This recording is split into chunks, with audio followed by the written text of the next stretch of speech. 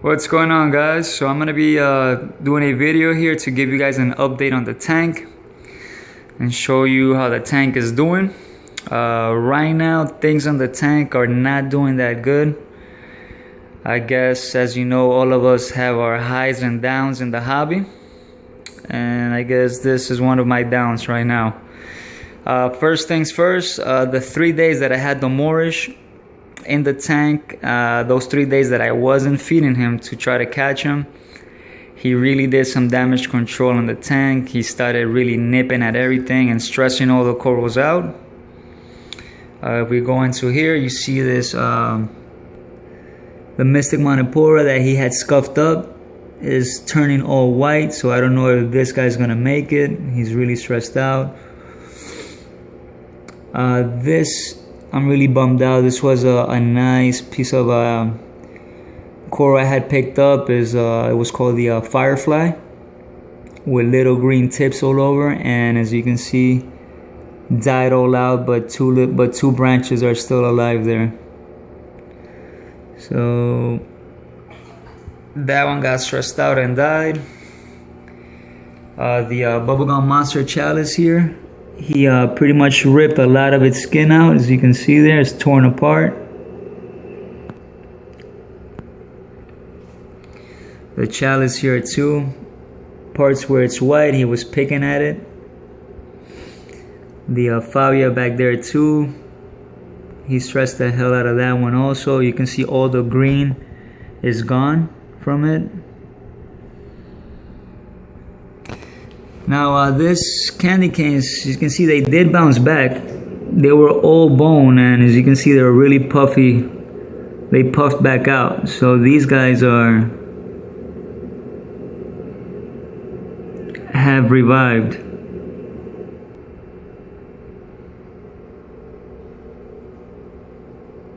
Fungi play is doing good.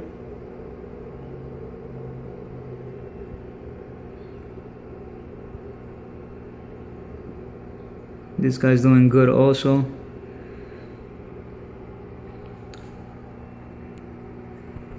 So he did stress out some of the corals, and hopefully they don't die and they recover. But going to my second dilemma here, guys, is remember I started dosing the NoPox, and the NoPox was really turning my tank white. I guess that really had a big effect on the tank as well. Now I did contact Red Sea and they weren't really helpful. I told them about the issue with the tank going cloudy. They weren't any help. All they did was tell me just to lower my dosage, which I already had done. So they told me just to go ahead and lower it down to 3 ml. And if that didn't work, that they'll refund me my money back. So that wasn't really helpful. But some changes did happen. And since I started dosing the NoPox, so as you guys know, it used to turn my tank cloudy. My tank started getting diatoms really bad. Right now you can't really see them. You can see some of them, but they're going away, so that's good. But I really had really dark diatoms all over up in the front of the tank. So it started out with the diatoms, then I started getting little patches of cyano, like you see here, and then boom, all of a sudden, a cyano outbreak. This is the rock that's doing the worst.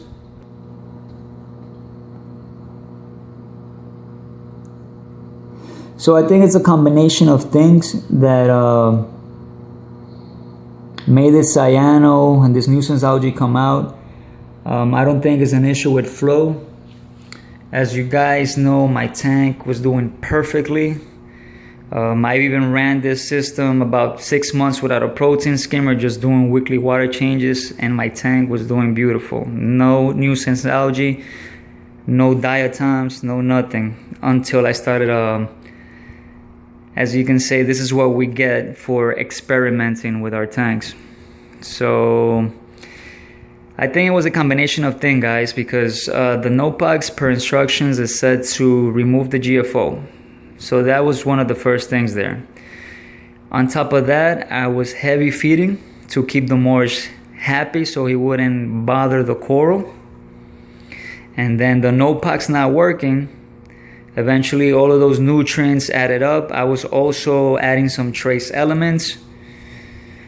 And so I guess all of that built up, and me not having or running the GFO, I guess the tank got higher nutrients and I had this cyano outbreak. Now the weird thing, guys, is that I'm not getting any hair algae.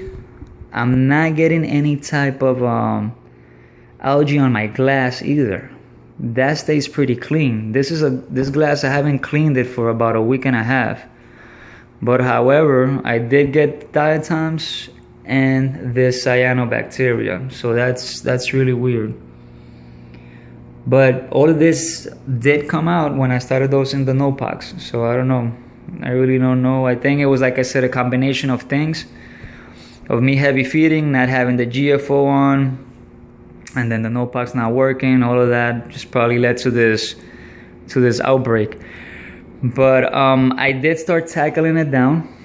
Make sure my protein's working overtime. I'm going back to weekly water changes. I started running my GFO again. I changed my carbon. So I'm going to be doing another water change here tomorrow and try to siphon as much of this cyanobacteria that I can siphon out. I want to try to go ahead and get it back under control the natural way without adding any type of chemicals to try to remove it.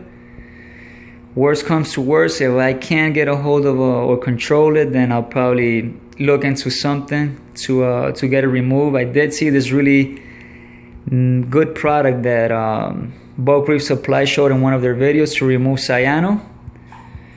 But I'm going to go ahead and try to tackle it the natural way first before I go into any of those type of products to remove the cyano. But yeah, guys, that's what we get for experimenting. Now this rock right here, I actually knocked it down when by mistake, because I pushed on it when I was trying to, the day I was trying to get rid of the get the Moorish shadow out of the tank. So I'm gonna have to be putting that back up and epoxying it back up here. Somebody that is loving it is my blue hippo, because he's using it as his new hiding spot. As you can see, he just went in there. So he's really loving it. So enjoy it until I take that rock back out of there, buddy. But yeah, guys, tank is pretty much stressed out right now with all this cyano, and then on top of that, the Moorish nipping at everything before I took him out. Now another thing I forgot to show you guys on my previous update was I did get that link here there. I forgot to show you guys that on my update when I show you all the new coral. I also got a sand shifting starfish, and I also got the blood shrimp there. So now the skunk shrimp has the cleaner shrimp has a buddy now.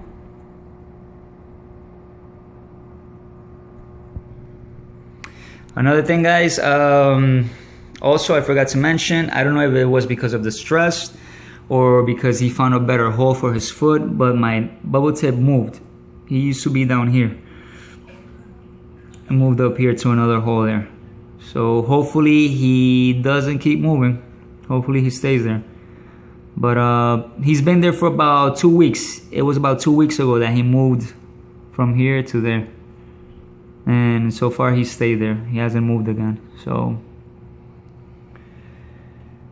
man, but yeah, guys, hopefully I'm gonna start tackling this down. I know it's when we get this type of algae, it's a battle, and we just have to be patient and be on top of our maintenance. So I was doing as you guys know, because I already had all my filtration up, I was doing water changes twice every 2 weeks. So I'm gonna go back down to weekly to get this under control, and let's see how it goes from there.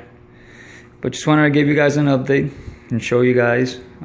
So I have stopped the dosing for the NoPox, and I also had stopped the dosing on trace elements. I'm just keeping up with my alk and calcium and magnesium until I get everything back under control. Now, I did have 2 fish ready to go into the tank, which I'm going to hold up on them because I don't want to be adding more waste to the tank. I want to get this under control first before I add the 2 other fish. And I don't want to get them stressed out also. So I'm going to be holding off on the 2 fish that were ready to go in here, that I've had in quarantine for the past month. So once we get rid of this cyano and we get everything back up to date, we'll go ahead and add those 2 fish, and I'll do a video to show you guys the 2 new members of the tank. But yeah, guys, it sucks, but that's how we learn. And important thing is that we start tackling it before it gets out of control. Alright guys, so I really thank you guys for watching. Now, if any of the viewers has had any type of experience with the NoPox or how they've made it work for them, please go ahead and comment down below. I would really appreciate it. And I'll see you guys in the next update. Thanks again for watching.